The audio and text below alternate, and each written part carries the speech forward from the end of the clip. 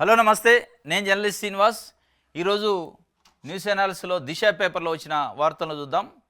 దిశ పేపర్లో 5 ఏళ్లలో 5 లక్షల ఐటీ వర్క్స్ స్టేషన్లట, స్టార్టప్లకు 25 లక్షల వరకు సీడ్ ఫండింగు, భవిష్యత్తు డీప్ టెక్నాలజీదే. అమరావతిలో డీప్ టెక్నాలజీ ఐకానిక్ భవనం, నూతన ఐటీ పాలసీపై ముఖ్యమంత్రి సమీక్ష చేశారట. హాజరైన మంత్రి లోకేష్, ఉన్నతాధికారులు. యువత భవిష్యత్తు అంతా డీప్ టెక్నాలజీ పైనే ఉంటుంది. రాజధాని అమరావతిలో డీప్ టెక్నాలజీ ఐకానిక్ భవనం నిర్మాణానికి ప్రతిపాదనలు సిద్ధం చేయండి. వచ్చే 5 ఏళ్లలో 5 లక్షల ఐటీ వర్క్ స్టేషన్ల ఏర్పాటుకు ప్రణాళికలు రూపొందించండి అని సీఎం చంద్రబాబు నాయుడు అధికారులను ఆదేశించారు. నూతన ఐటీ పాలసీపై మంగళవారం తన కార్యాలయంలో ఆయన సమీక్ష నిర్వహించారు. ఐటీ సంస్థలు, ఐటీ డెవలపర్స్కి ఇవ్వాల్సిన ప్రోత్సాహకాలపైన చర్చించారట. అంటే మొత్తానికి చంద్రబాబు నాయుడు గారి సమీక్ష ఏంటంటే 5 ఏళ్లలో 5 లక్షల ఐటీ వర్క్ స్టేషన్లట. ఆ సమీక్ష చేసి చంద్రబాబు నాయుడు గారు, నారా లోకేష్ గారు ఐటీ శాఖ మంత్రి ఇద్దరు కూర్చొని, కొంతమంది అధికారులు కూర్చొని 5 ఏళ్లలో మనం ఎట్లా ఐటీ సంస్థలకు ప్రోత్సాహకాలు ఇవ్వాలి, ఐటీ సంస్థలు, ఐటీ డెవలపర్స్కి ఇవ్వాల్సిన ప్రోత్సాహకాలపైన చర్చ పెట్టారట. ప్రజలకి ఇవ్వాల్సిన ప్రోత్సాహకాలపైన ఎప్పుడు ఇట్లా చర్చ పెట్టలేదు. రైతులకి ఇవ్వాల్సిన రైతు భరోసా గురించో, అమ్మ ఒడిలో ఇవ్వాల్సిన తల్లికి వందనం గురించో, చేయుత గురించో, నేతన్న హస్తం గురించో, మత్స్యకారుల నేస్తం గురించో, ఇట్లాంటి వాటిపైన సమీక్ష చేయలే. ఎవరి గురించి చేస్తారంటే చంద్రబాబు నాయుడు గారి సమీక్ష ప్రోత్సాహకాలు ఇస్తారట ఐటీ డెవలపర్స్కి, ఐటీ కంపెనీలకి, ఐటీ డెవలపర్స్కి.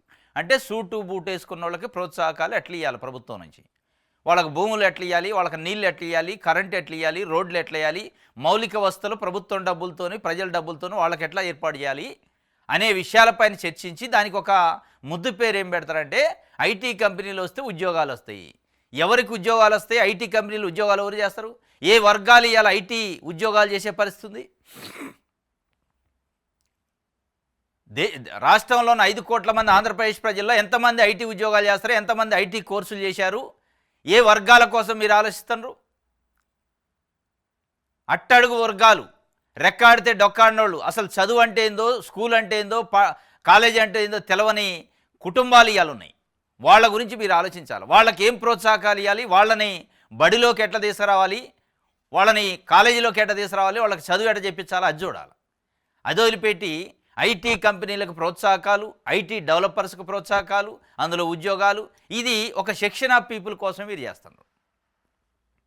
ఎస్, చాలా కొన్ని లక్షల కుటుంబాల్లో ఈరోజు చదువు అంటే చదువు ముఖం తెలవనోళ్ళు, పాఠశాల ముఖం చూడనోళ్ళు ఉన్నారు. అట్లాంటి వర్గాల కోసం కదా వ్యవస్థలో ప్రభుత్వాలు ఉండాల్సింది. అది లేదు. పొద్దున్నే ఏసీ రూమ్లో కూర్చోవటం, ఏ కంపెనీలకు ఏం ప్రోత్సాహకాలు ఇద్దాం, అక్కడి నుంచి మనకేమొస్తాయి, ఈ క్విడిప్రోకోలు తప్ప ఏ ప్రభుత్వం ఉన్నా. అట్టడుగు వర్గాల గురించి ఆలోచిస్తే ఇలా రూరల్ ఎకానమీ పైన, గ్రామీణ ప్రాంతాల్లో ఉన్న పేద ప్రజలపైన, రెక్కాడితే డొక్కాడిన ప్రజల గురించి ఆలోచించాలా? ఆలోచిస్తుందా?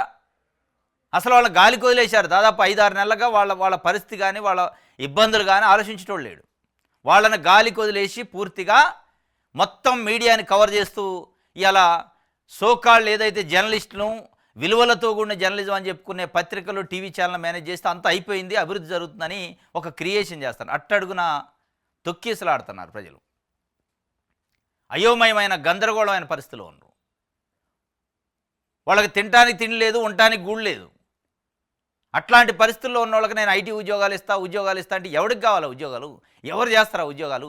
ఒక సెక్షన్ ఆఫ్, ఒక మెట్టెక్కి ఒక సెటిల్డ్ పీపుల్ కోసం, అది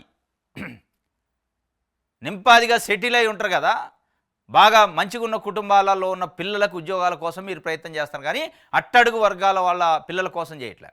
అట్టడుగు వర్గాల పిల్లల కోసం మీరు ప్రయత్నం చేస్తే ముందు వాడిని బళ్ళోకి తీసుకురావాలి కదా.